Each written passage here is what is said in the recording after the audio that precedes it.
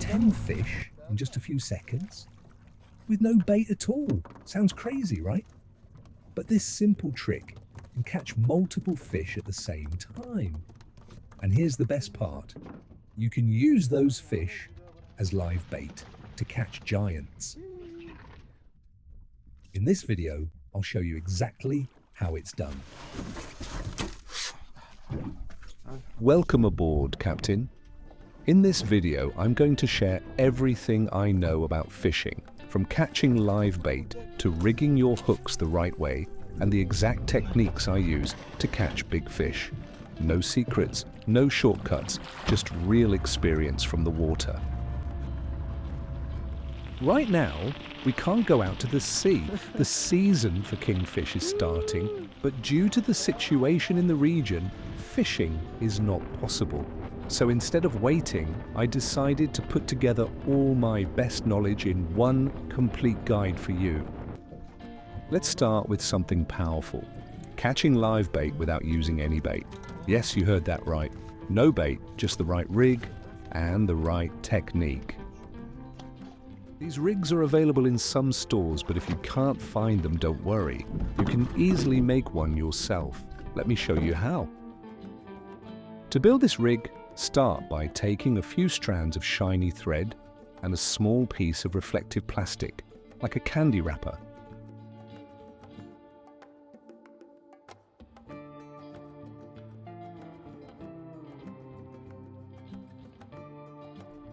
Tie them onto a hook using a short 20 centimeter piece of 0.40 line.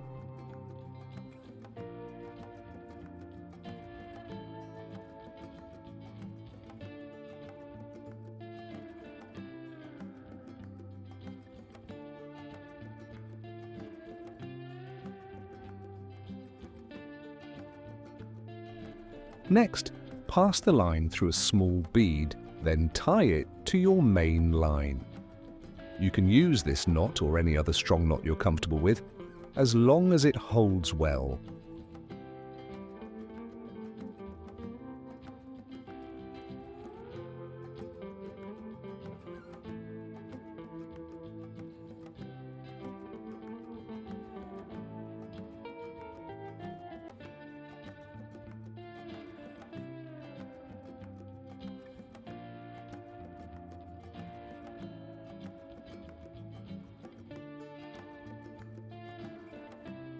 Repeat this setup to make around 6 to 10 hooks, spacing them about 1 hand width apart along the line.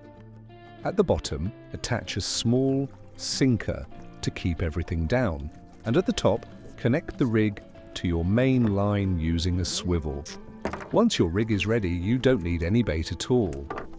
This setup works best in relatively clear water at depths of less than 30 meters. All you have to do is drop it down and give it a gentle movement. The flash and vibration of the hooks attract fish from a distance. That sudden shine and motion trigger their instinct to strike even without real bait. As you've seen in my previous videos, this is exactly how we start.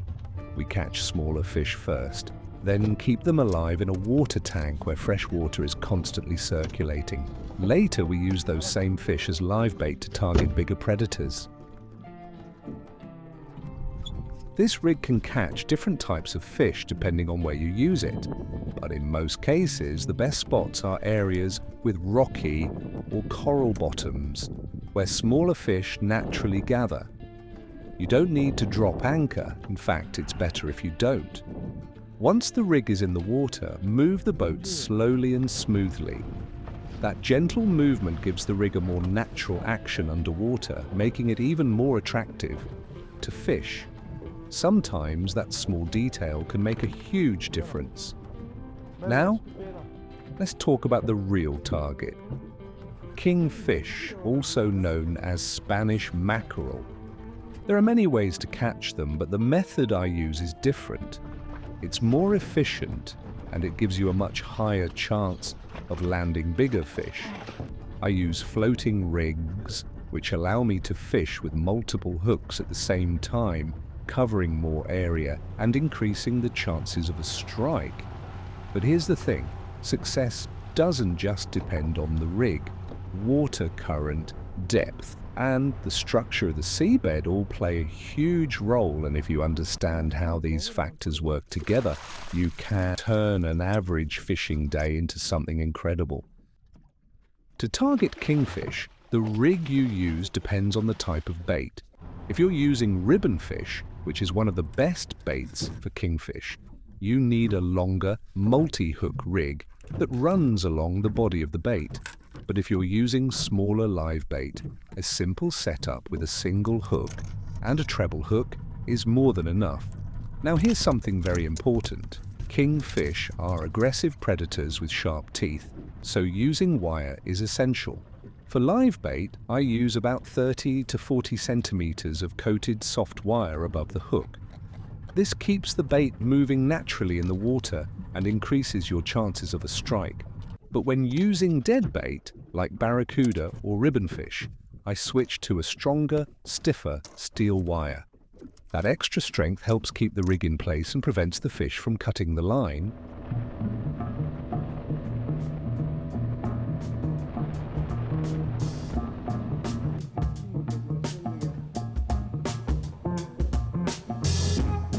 Now let's talk about something that many people get wrong, the float.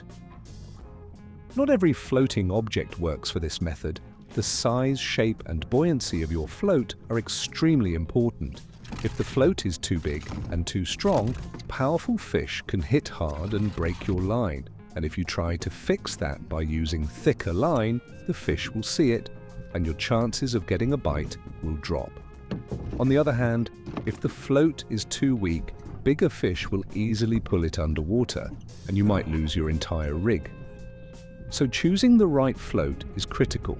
It should have enough buoyancy to resist the fish, but not so much that it works against you. The shape matters too. A more streamlined, slightly pointed shape helps it move smoothly through the water without too much resistance. That small detail can make a big difference in your results.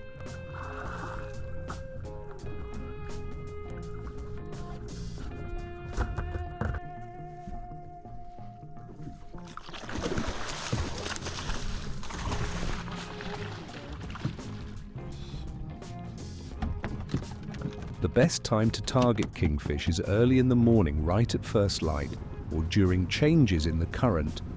This is when the water becomes unstable, and that's exactly what triggers predatory fish to hunt. Kingfish often position themselves along these transition zones where the direction of the current starts to shift. In these areas, baitfish lose their natural swimming rhythm. They speed up, change direction suddenly, and sometimes lose control completely. That chaos is what attracts predators. Kingfish take advantage of this moment, striking when the current limits the escape path of their prey. So if you want consistent results, you either wait for the tide to change, or you find locations where this kind of movement happens naturally. Places like underwater reefs, drop-offs, or submerged structures where the depth changes quickly and the current becomes unpredictable.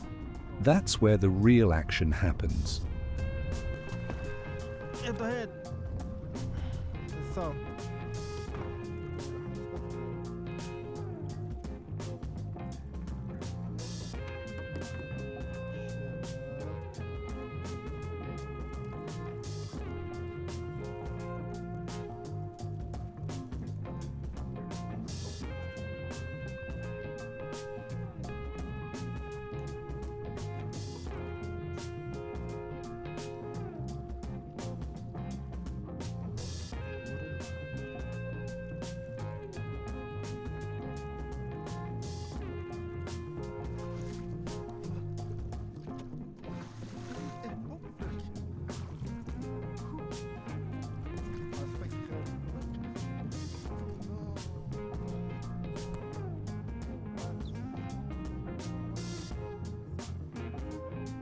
As I mentioned before, we use two types of bait. Sometimes we go with live bait, and other times we use dead bait like ribbonfish or barracuda.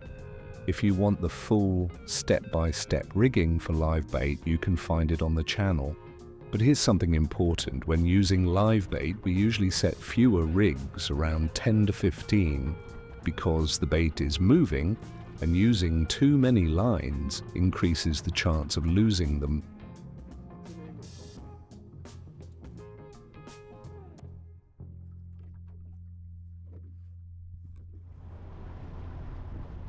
But with dead bait, it's a different story.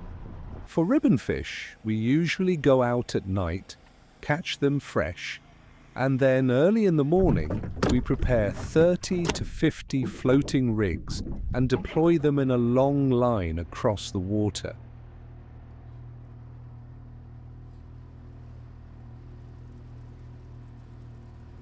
On calm days when the sea is flat, we can even set more lines because we have better control, and there's less chance of losing them. Most of the time when a fish strikes, it pulls the float underwater immediately. The strength of the line allows it to go down, but the resistance of the float starts to wear the fish out. After a while, the fish comes back up, trying to get rid of that pressure. From a distance, we can spot it easily. The float stands upright, and that's how we know there's a fish on the line.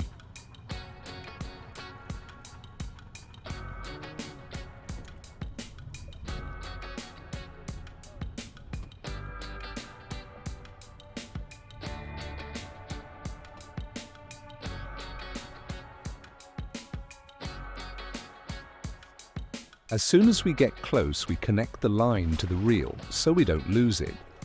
Sometimes the fish comes higher in the water and starts moving the float across the surface. That's why every few minutes we circle around the area with the boat, watching closely. And the moment one of those floats starts moving fast, we know it's game on.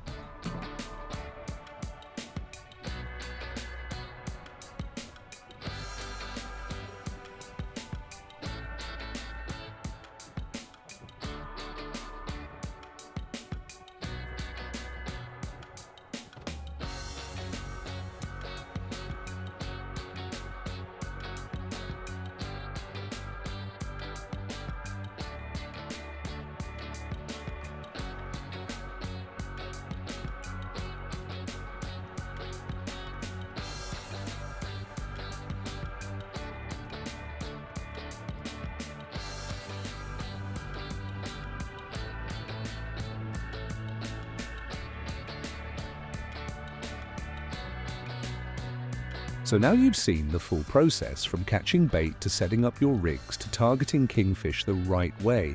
Every step matters, and every small detail can make the difference between an empty day and a catch you'll never forget. Right now, because of the situation in the region, we can't safely go out to the sea.